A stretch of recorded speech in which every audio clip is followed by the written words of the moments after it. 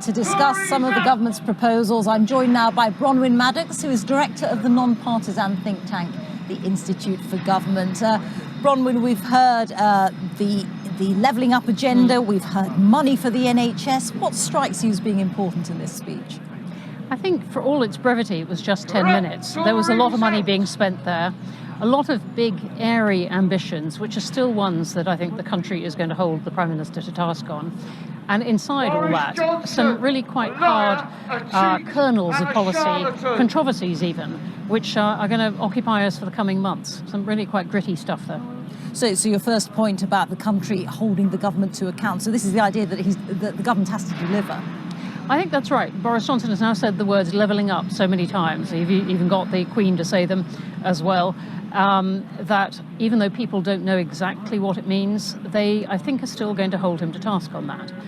You may not be able to measure it, and we know that officials have been screwing up their foreheads for months. So I'm trying to work out how you could measure levelling up.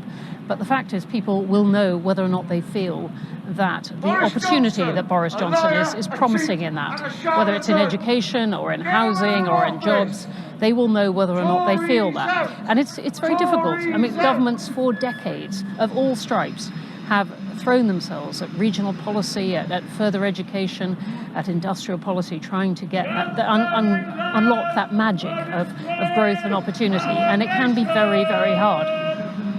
Do you think this government has a greater political will to do so, or do you think they're simply using the phrase an awful lot? Both. I think Boris Johnson, I mean, it was a phrase he made a great deal of before before coronavirus ever hit. It was one of the themes of his election, along with Brexit.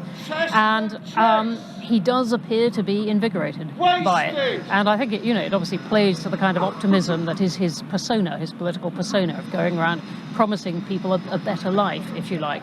So people are going to look, is he spending money in their area, and what is that money going to do? Is it going to get them better schools? Is it going to get them more houses, and so on? But it's a difficult thing to do, but I think there is a determination there to spend a great deal of money. And if I were the Chancellor, for all that there was a very diplomatic sentence in there saying, of course, we'll try and restore the public finances to kind of careful position, when we've succeeded in having a recovery. I don't think the Chancellor's prudence is really getting the upper hand here.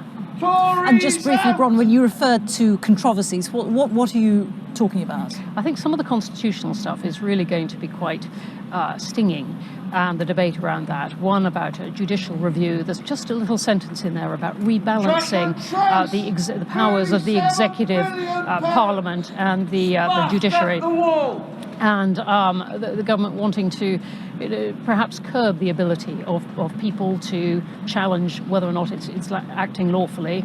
And then there's going to be other things on asylum, immigration, and of course how to pay for social care. That great omission from this speech, that's going to provoke quite a lot of noise too when it finally sees the light of day.